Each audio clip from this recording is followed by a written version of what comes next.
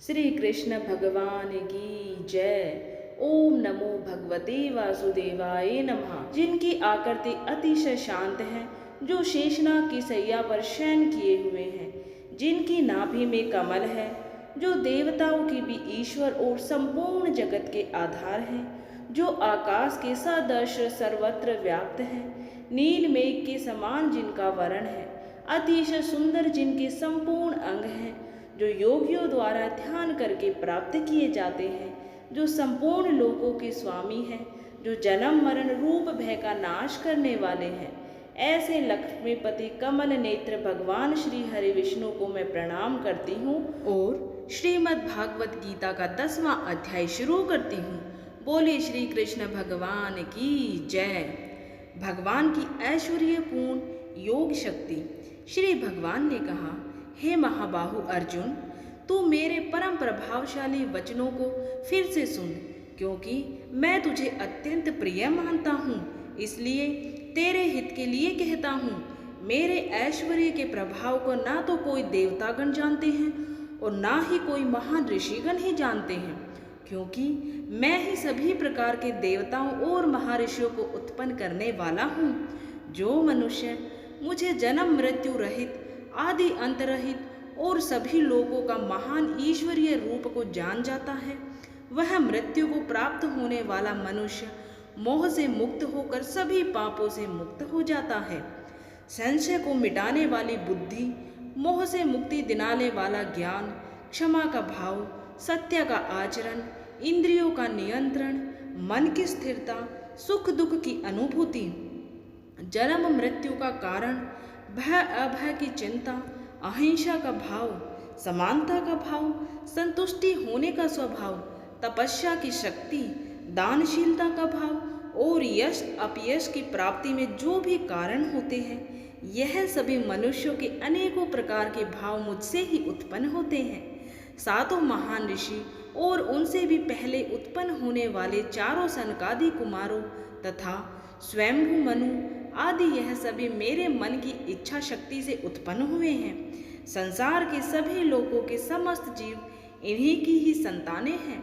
जो मनुष्य मेरी इस विशेष ऐश्वर्यपूर्ण योग शक्ति को तत्व सहित जानता है, वह स्थिर मन से मेरी भक्ति में स्थित हो जाता है।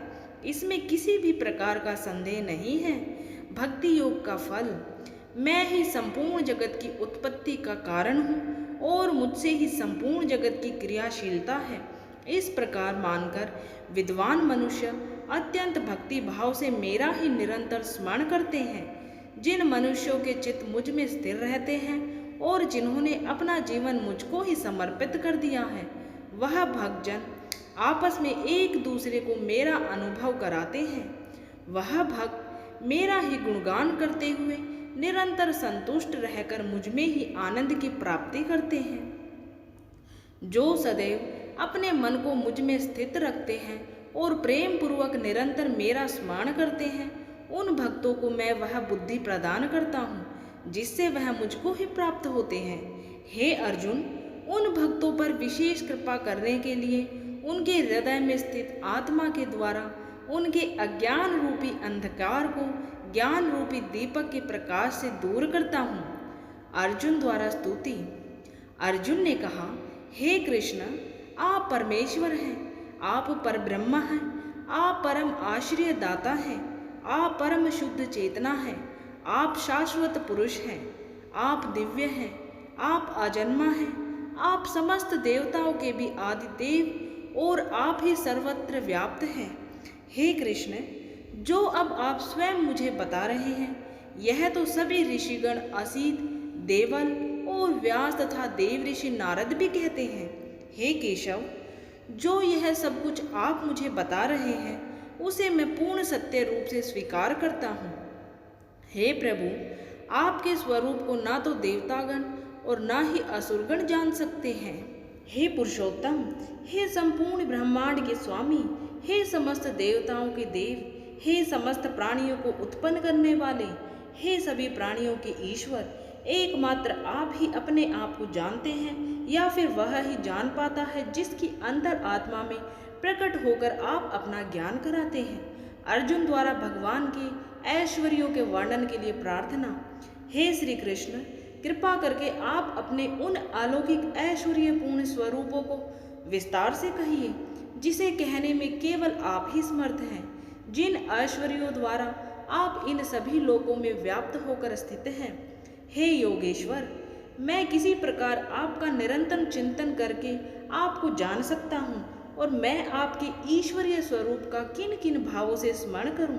हे जनार्दन, अपनी योग शक्ति और अपने ऐश्वर्यपूर्ण रूपों को फिर भी विस्तार से कहिए, क्योंकि आपके अमृत स्वरूप वचनों को सुनते हुए भी मेरी तृप्ति नहीं हो रही है। भगवान द्वारा अपने ऐश्वर्य का वर्णन करना। श्री भगवान ने कहा, हे कुरुश्रेष्ठ, हाँ, अब मैं तेरे लिए अपने मुख्य अलौकिक ऐश्वर्यपूर्ण रूपों को कहूँगा, क्योंकि मेरे विस्तार की तो कोई सीमा नहीं है। हे अर्जुन, मैं समस्त प्राणियों के हृदय में स्थित आत्मा हूँ, और मैं ही सभी प्राणियों की उत्पत्ति का, मैं ही सभी प्राणियों के जीवन का, और मैं ही सभी प्राणियों की मृत्यु का कारण हूँ। मैं सभी आदित्यों में विष्णु हूँ, मैं सभी ज्योतियों में प्रकाशमान सूर्य हूँ, मैं सभी मरुतों में मरीचि नामक वायु हूँ, और मैं ही सभी नक्षत्रों में चंद्रमा हूँ। मैं सभी वेदों में सामवेद हूँ, मैं सभी देवताओं में स्वर्ग का राजा इंद्र हूँ, सभी इंद्रियों में मन हूँ, और सभी प्राणियों में चेतना स्वरूप जीवन शक्ति हूँ। मैं सभी रुद्रों में शिव हूँ, मैं यक्षों तथा राक्षसों में धन का स्वामी कुबेर हूँ, मैं सभी वसुओं में अग्नि हूँ, और मैं ही सभी शिखरों में मरु हूँ। हे पार्थ, सभी पुरोहितों में मुख्य बृहस्पति मुझे ही समझ। मैं सभी सेना नायकों में कार्तिकेय हूँ, और मैं ही सभी जलाशयों में समुद्र हूँ। मैं महर्षियों में भृगु हूँ, मैं सभी वाणी में एक अक्षर हूँ। मैं सभी प्रकार के यज्ञों में जप अर्थात कीर्तन यज्ञ हूँ, और मैं ही सभी स्थिर अर्थात अचल रहने वालों में हिमालय पर्वत हूँ। मैं सभी वृक्षों में पीपल हूँ, मैं सभी देव ऋषियों में नारद हूँ, मैं सभी गंधर्वों में चित्ररथ हूँ, और मैं ही सभी सिद्ध पुरुषों में कपिल मुनि हूँ। समस्त घोड़ों में समुद्र मर्थन से अमृत के साथ उत्पन्न उच्चे श्रवा घोड़ा मुझे ही समझ। मैं सभी हाथियों में ऐरावत हूँ, और मैं ही सभी मनुष्यों में राजा हूँ। मैं सभी हथियारों में वज्र हूँ, मैं सभी गायों में सुरभि हूँ। मैं धर्मानुसार संतान उत्पत्ति का कारण रूप प्रेम का देवता कामदेव हूँ, और मैं ही सभी सर्पों में वासुकी हूँ। मैं सभी नागों अर्थात फन वाले सर्पों में शेष नाग हूँ। मैं समस्त जलचरों में वरुण देव हूँ। मैं सभी पितरों में अर्यमा हूँ, और मैं ही सभी नियमों को पालन करने वाले में यमराज हूँ। मैं सभी असुरों में भक्त प्रहलाद हूँ। मैं सभी गिनती करने वालों में समय हूँ। मैं सभी पशुओं में सिंह हूँ, और मैं ही पक्षियों में गरुड़ हूँ। मैं समस्त पवित्र करने वालों में वायु हूँ। मैं सभी शस्त्र धारण करने वालों में राम हूँ। मैं सभी मछलियों में मगर हूँ, और मैं ही समस्त नदियों में गंगा हूँ। हे अर्जुन, मैं ही समस्त सृष्टियों का आदि मध्य और अंत हूँ। मैं सभी विद्याओं में ब्रह्म विद्या हूँ, और मैं ही सभी तर्क करने वालों में निर्णायक सत्य हूँ। मैं सभी अक्षरों में ओंकार हूँ। मैं ही सभी समासों में द्वंद्व हूँ। मैं कभी न समाप्त होने वाला समय हूँ, और मैं ही सभी को धारण करने वाला विराट स्वरूप हूँ।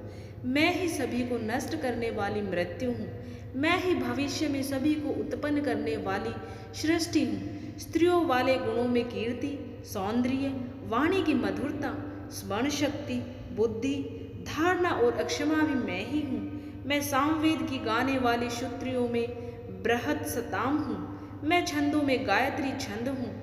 मैं महीनों में माघशीर्ष, और मैं ही ऋतुओं में वसंत हूँ। मैं छलने वालों का जुआ हूँ। मैं तेजस्वियों का तेज हूँ।